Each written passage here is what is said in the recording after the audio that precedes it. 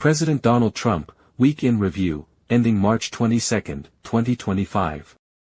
Trump says Biden's pardons are void due to AutoPen. President Trump posted the following on Truth Social. The pardons that sleepy Joe Biden gave to the Unselect Committee of Political Thugs, and many others, are hereby declared void, vacant, and of no further force or effect, because of the fact that they were done by AutoPen. In other words, Joe Biden did not sign them but, more importantly, he did not know anything about them. The necessary pardoning documents were not explained to, or approved by, Biden. He knew nothing about them, and the people that did may have committed a crime. Therefore, those on the Unselect Committee, who destroyed and deleted all evidence obtained during their 2-year witch hunt of me, and many other innocent people, should fully understand that they are subject to investigation at the highest level. The fact is, they were probably responsible for the documents that were signed on their behalf without the knowledge or consent of the worst president in the history of our country, crooked Joe Biden. SCOTUS Chief Roberts rebukes Trump. Chief Justice John Roberts rebuked President Donald Trump's call to impeach U.S. District Judge James Boasberg, who blocked Trump's deportation flights under the Alien Enemies Act of 1798. In a rare statement on March 18, 2025, Roberts defended judicial independence, insisting impeachment isn't a remedy for disagreeing with rulings and pointing to the appellate process. Trump, in a Truth Social post, labeled Boasberg an unelected troublemaker, and demanded his removal, claiming his overwhelming mandate from the 2024 election, driven by immigration, justified his actions. The clash highlighted escalating tensions between Trump's executive agenda and the judiciary. SpaceX rescues astronauts. NASA astronauts Nick Hague, Suni Williams, Butch Wilmore, and cosmonaut Alexander Gorbanov have successfully returned to Earth after a prolonged mission aboard the International Space Station. Wilmore and Williams initially were launched into space on June 5, 2024, and scheduled to return to Earth just 8 days later, but their damaged Boeing spacecraft was deemed unsafe to return. The Crew 9 team splashed down in the Gulf of America near Tallahassee, Florida in their SpaceX Dragon spacecraft at approximately 5:57 p.m. Eastern Time on March 18, 2025. Upon landing, they were greeted by a pod of dolphins, adding a unique touch to their homecoming.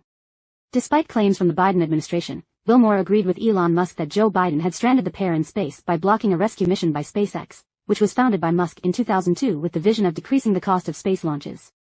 Massive drug bust in Florida. On March 20, Homeland Security Secretary Kristi Noem announced a massive drug bust at Port Everglades, Florida, where the U.S. Coast Guard offloaded over 45,000 pounds of cocaine and marijuana, valued at $517 million. Seized in 14 interdictions in the Eastern Pacific by Coast Guard cutters Stone and Mohawk, the operation involved helicopter squadrons, tactical teams, and partner agencies. Noem praised the Coast Guard's efforts, aligning them with President Trump's first 100 days promise to enhance border security and safety. She highlighted the hull's removal as a blow to cartels, reducing addiction and overdoses, crediting Trump's leadership for safer communities. DEI is gone forever. On March 20, Secretary of State Marco Rubio initiated a major rollback of left-wing social policies at the State Department, aligning with President Trump's directive to eliminate diversity, equity, and inclusion programs. In a diplomatic cable, Rubio announced a shift to a merit and performance-based system, scrapping DEI as a promotion factor, reversing Biden-era policies that prioritized equity over equality. Trump's executive orders, signed the previous night, abolished DEI requirements in related offices, like the Special Representative for Racial Equity. Rubio emphasized attracting top talent through meritocracy, ending divisive cultural promotions, and focusing solely on America's national interests. Trump to close Department of Education. On March 20, President Donald Trump signed an executive order to dismantle the Department of Education, transferring education authority to states and families. The order, aimed at closing the agency, ensures continued service delivery while banning DEI and gender ideology in remaining programs. Trump criticized the department's $3 trillion spent since 1979, noting declining math and reading proficiency, and $200 billion in COVID-19 funds yielding learning losses. He highlighted bureaucratic burdens, like Biden's $3.9 billion in regulatory costs and Title IX revisions, and canceled $226 million in ideologically driven grants. The move fulfills Trump's campaign pledge for state-led education and universal school choice. Danish Prime Minister agrees with Vance. Danish Prime Minister Frederiksen surprised the establishment by agreeing with U.S. Vice President J.D. Vance's claim that mass migration threatens Europe's social fabric.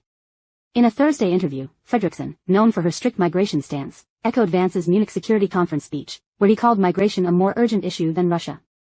She credited her tough policies with curbing Denmark's populist right, contrasting with other European social democrats. Vance had argued no voter supported open borders, citing Brexit and rising anti-migration leaders as evidence of public sentiment. Trump to pay astronauts overtime. NASA astronauts Barry Wilmore and Suni Williams, stranded in space for 286 days, 278 more than planned, didn't receive overtime pay, a NASA spokesperson told Newsweek. Astronauts earn regular 40-hour salaries on the ISS, plus $5 daily incidental pay, totaling $1,430 each for their extended stay. When asked about this by reporters, President Trump promised to personally cover any shortfall, saying, "I'll pay it out of my own pocket." He also thanked Elon Musk for SpaceX's role in their rescue, noting the physical toll of prolonged spaceflight and Musk's critical contribution to bringing them home safely. Tulsi slashes DEI funding. Director of National Intelligence Tulsi Gabbard has cut millions in wasteful spending by dismantling diversity, equity, and inclusion programs and other inefficiencies within the Office of the Director of National Intelligence, following President Trump's January 20, 2025 executive order banning illegal and immoral DEI initiatives across federal agencies. Gabbard eliminated the DEI office, scrapped conferences, ended redundant licenses and contracts, and cut ongoing training. While reducing contract overhead, she also pursued leakers and revoked clearances from Biden officials, aligning with Trump's cost-saving mandate.